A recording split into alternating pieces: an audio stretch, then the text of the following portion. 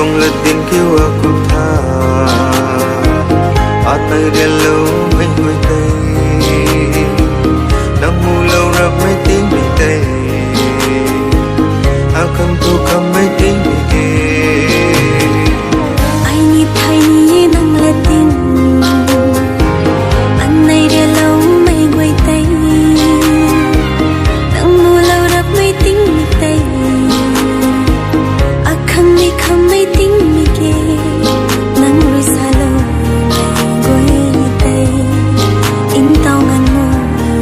ma ge tình gan tình sinh da dat bang sini alung khâu ngắn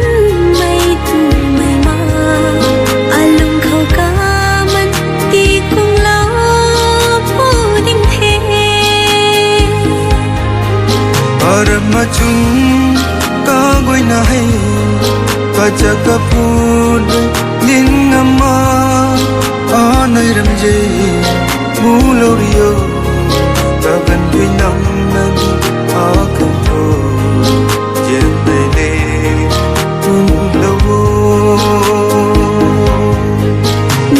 này khát thăng anh này làm xiên cầm bàn sang tí tháo ba mây hay anai re lo ni pi tin ni khang dai phai di ti ti lo kho lâu ní vui tình nhật hay ai rồi ní khoan liên lại khe re lo ni pi ti ti de ai ri ni kwan de la ke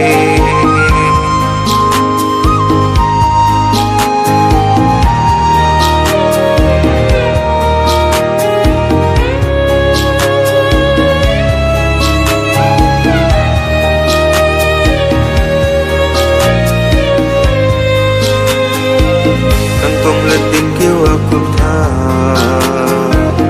atai dia lâu mấy người tây nang mu lâu rap mấy tiếng bị tây akan tu kam mấy